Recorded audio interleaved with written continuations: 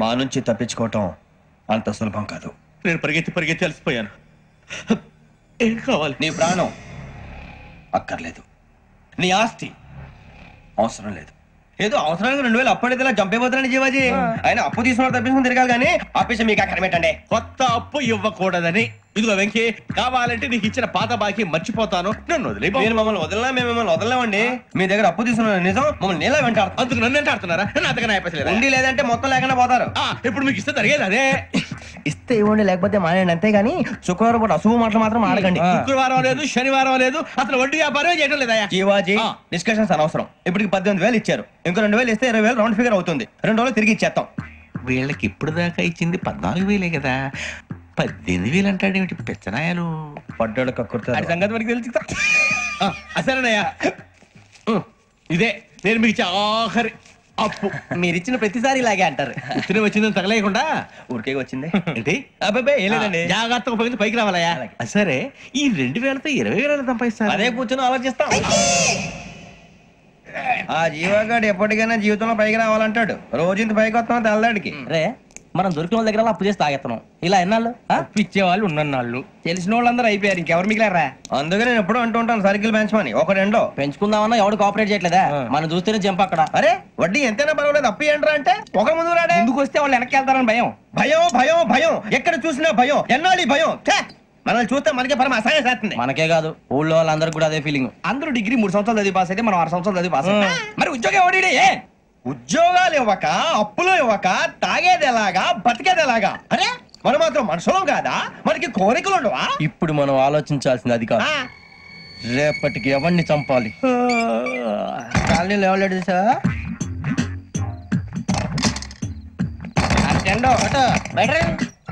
నువ్వా వెంకీ? ఏంటి వెంకీ ఈ టైంలో వచ్చా? నీతో మాడే పని ఉంది, చెప్తా. ఏ బాగా నిద్రొస్తుందా? సరిగానే రే, నువ్వు మమ్మల్ని చూసే తలిపేసావా? మామూలుగానే వేసాను. మామూలుగా వేసేవాడివి. మేము రావడానికి 1 నిమిషం ముందో, మేము వెళ్ళాక 1 నిమిషం తర్వాత వేయాలి కానీ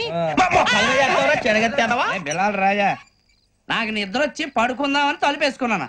అయినా నా ఇంటి తలుపులు నేను అడిగేసుకోవాలంటే తప్పు చేసిన కాక ఇంకా గేర్ సమాధానం చెప్తావా? మీ ఇంట్లో పెళ్లిడికి వచ్చిన ఆడపిల్లలు ఎదురున్నారు. ఇదిగో అమ్మాయిలు, మీతో ఎప్పుడైనా యథాశాలు వేసానా? విన్నారా? తలుపులు వేసావు. అనవసరంగా గొడవ ఎందుకు? ఇక్కడి నుంచి వెళ్ళండి. గొడవ? మీ ఇంటి మీద పడి ఎప్పుడైనా గొడవ చేశానా బిని గారు? లేదు బాబు. విన్నారా? చెప్పు, మమ్మల్ని చూసి తలుపులు ఎందుకు వేసుకున్నావు? అరే మాకు అప్పించిన వాళ్ళు కూడా మమ్మల్ని చూసి ఎప్పుడు తలుపులు వేసుకోలేదు. ఏం జీవాజీ? మరి నువ్వు ఎందుకు వేసుకున్నావు? బాబు తప్పు అయిపోయింది, బుద్ధి తక్కువ వేసాను చాలా. అంటే మా మోకాల మీద తలుపులు వేసామని ఒప్పేసుకుంటున్నావు? ఒప్పుకుంటున్నాను. సరే ఇప్పుడు చెప్పు, మా మొఖాల మీద తలుపులు వేసేంత తప్పు మేము ఏం చేసామరా? తప్పైపోయిందని అంటున్నారు కదా, వదిలేయండి బాబు. అదే తప్పు మేము చేసి మమ్మల్ని వదిలేయమంటే మీరు వదిలేస్తారా బిని గారు? తప్పని ఒప్పుకుంటున్నాడు కదా అయ్యా. ఇప్పుడు టైం 11 అయింది, వెళ్ళి పడుకోండి. 11 అయిందా? కొమ్మ ఉంచాడు కదా. నాకు సంబంధం ఏంటి? ఉంది, సంబంధం ఉంది. 11 గంటలకి నా క్లోజ్ ఫ్రెండ్ ఢిల్లీ వెళ్తున్నాడు. 5,000 అప్పిస్తానని ఎయిర్పోర్ట్ రమ్మని చెప్పాడు. నీ గొడవలో పడి ఆ సంగతే మర్చిపోయాను. ఇప్పుడు నాకు జరిగిన నష్టానికి భర్తీ ఎవరు చేస్తారు? మీరా మీరా మీరా? ఎవడు పడితే ఎందుకు చేస్తాడా భర్తీ? మళ్ళీ వాడి నువ్వు తప్పు ఎవడు చేసా వాడే చేస్తా. దానికి కారణం ఈ 10 మనిషే కదా. వాడే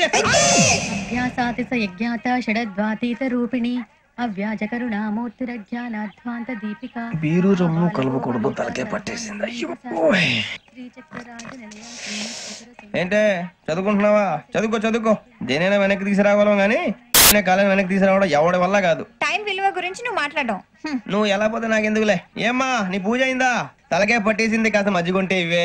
మా నాయనే అందరూ పొద్దున్నే లేచి టీలు కాఫీలు అడుగుతుంటే నువ్వు మాత్రం మజ్జిగ అడుగుతున్నావురా. కాఫీలు టీలు తాగే స్టేజ్ వాడు ఎప్పుడో దాటిపోయాడు. రాత్రి తాగింది దిగాలంటే మజ్జిగే తాగాలి. నువ్వు తల దించుకోవడం ఎందుకురా? నీలాంటి యదవనగానందుకు నేనే దించుకోవాలి తల.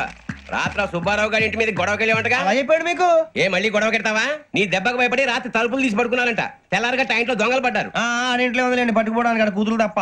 ఎన్నాళ్ళు ఇలా బేవర్సగా తిరుగుతావురా? ఇన్నాళ్ళని ఏం ఫిక్స్ అవ్వలేదండి. చిచి నాన్న అమ్మా కంబైన్ స్టైల్స్ కి ఫ్రెండ్స్ ఇంటికి పిలుద్దాం అంటే వీడికి భయపడి ఎవరు రావడం లేదు. నేనేం చేశానే? వాళ్ళ వంక అదోలా చూస్తున్నావంట. గొప్ప ఫిగర్ అని అదోలా చూస్తాను. ఏదో మోహాలు వేసుకొని చదిగా ఆ గొంతు ఆ వాలకం చూడలేకపోతున్నాను రా బాబు. చిన్నప్పుడు వచ్చి నా అలాగే ఉన్నావు, తెగ ముడిచిపోయారు. ఇప్పుడు నచ్చట్లే నాన్నగారు మీకు? నేను ఎదవలతో డిస్కస్ చేయను. నేను చేస్తాను. మీరు చెప్పదలుచుకుంది ఏమిటో చెప్పండి. ఇంకా చెప్పేదే ఉంది. నువ్వు ఇలా గాలికి తిరుగుతుంటే నేను తిండి పెట్టలేను. నాన్నగారు ఇప్పుడు శుక్ర మహాదశి 4వ పాదంలో ఉంది. నేను ఇప్పుడు ఏం చేసినా కలిసి రాదు. శనిగారు సెంటర్ లో కాసేసి నన్నే చూస్తాడంట. వాడు అలా సైడ్ అయిపోయి నేను ఏదో అవుతాను కదా. మీరు కంగారు పడకండి. ఇవన్నీ ఆ జగదాంబ చౌదరి గారు చెప్పాడా? జేసీ గారిని గాడు గిడు అనకండి బాబు, మీకే మంచిది కాదు. అబ్బా ఊరుకోండి, ఎవరి నమ్మకాలు వాళ్ళవి. ఎరా ఇంతకీ ఆ శనిగాడు సైడ్ కి ఎప్పుడు వెళ్తాడంట? నేను పోయా సెంటర్ లోకి రావాలమ్మా. మరి ఆ గురువు సెంటర్ లోకి ఎప్పుడు వస్తాడంటావు? అవన్నీ మనకి తెలుస్తాయి అంటే జేసీ గారు తెలుస్తాయి. నాన్నగారు ఒక 1000 రూపాయలు ఇవ్వండి, నెక్స్ట్ నుంచి అన్ని అడిగేసి వస్తాను. ఎదిగిన కూతురు గుండెల మీద కుంపటైతే నీలాంటి బేవార్స్ కొడుకు క్లైమోర్ మైన్స్ లాంటి వాడు చీదరిదుడా. ఆ జేసీ గారు పోయాక వీడు నేను బామ్మ నువ్వే ఫీల్ ఓకే. ఆయన కావాలని అంటున్న మాటలు కాదు, ఆయన దేవుడు. కానీ ఆ శనిగాడు ఆడి కాన్సన్ట్రేషన్ అంతా నా మీదే పెట్టేశాడు. మరి ఇప్పుడు ఎలాగరా నాన్న? ఆ పని మీద డబ్బులు అడుగుతుంటే నిసుక్కుంటున్నాడు. పోనీ నువ్వేనా ఇవే? నా దగ్గర కూడా లేవురా. తెలుగు భాషలో నాకు నచ్చని ఒకే ఒక్క పదం లేదు.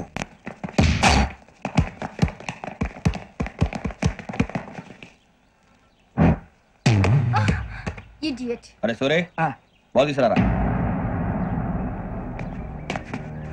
సారీ ఏదో బాలి బాస్కెట్ బాల్ మాలాంటి ఆడాలి. మీలాంటి మాసన కొడుకులు ఆడితే ఇలాగే ఉంటది. ఇలాగే ఇలాగే ఇలాగే ఉంటది. అమ్మాయిల ముందు పోసి కొడతావా? ఆహా, అయితే నిన్ను కొడతా.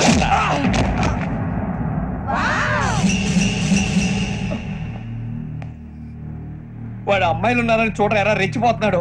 బాస్కెట్ బాల్ మీ వాడి ఆట కానీ మీలాంటి మాసోళ్ళు ఆడే ఆట కాదు అంటున్నాడు రా. రే ఇంత ముందు 2-3 సార్లు కూడా ప్రతి విషయంలో జోక్యం చేసుకుని మనల్ని కొడుతున్నాడు రా. వాడిని ఏదో ఒకటి చేయాలరా, వాడిని వదలొద్దురా.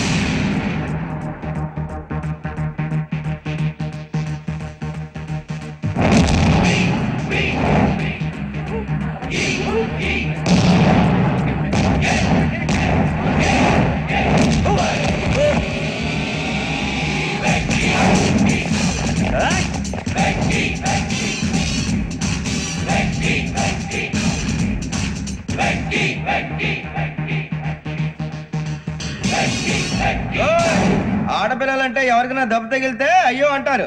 మీకేమో ఎవరైనా కొడితే కామెడీ. కొట్టినోళ్ళు మీ దృష్టిలో హీరోలు. ఇప్పుడు నేను పచ్చడి కొడేస్తాను. నేను హీరోని అయిపోతానా? ఏంట్రా రెచ్చిపోతున్నావు? మాకు ఛాన్స్ ఇవ్వా? అసలు వచ్చిందే నీకోసం. మా వాడి బ్యాక్గ్రౌండ్ తెలియక అడమే చేయిస్తావు. ఇప్పుడు నీకు అప్పుడు అయిపోతున్నా రే. వాడి బ్యాక్గ్రౌండ్ సరే, అసలు నీ బ్యాక్గ్రౌండ్ ఏంట్రా? నాకు సెపరేట్ బ్యాక్గ్రౌండ్ అంటూ ఏం లేదురా. నేను ఎక్కడ నిలబడితే అదే నా గ్రౌండ్. అంత పుడింగువా? తెల్దా?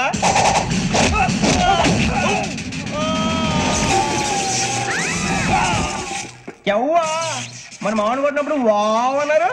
ఇలాగే ఉంటుంది మరి.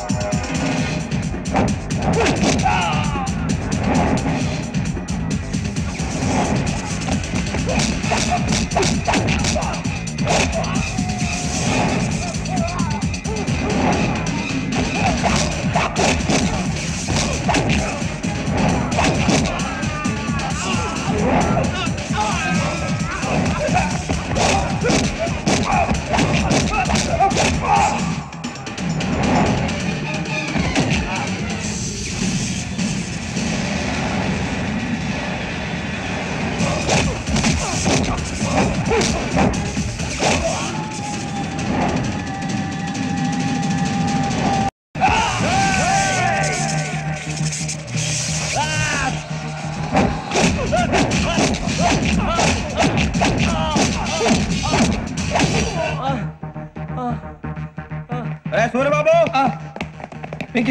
ఇందాక నేను కొట్టినప్పుడు నీకే అనిపించిందిరా? కుమ్మేయాలనిపించింది. మరి కుమ్మే. అమ్మో అమ్మో రే నిన్ను అమ్మాయిల ముందు పట్టుకొని అలా కొడితే ఏదో ఉందిరా ఆడికి. అసలు ఎక్సైజ్ బాడీ ఏదోది తప్ప చెప్తాను. కొడితే మడతడిపోవాలి. మాస్తో పెట్టుకుంటే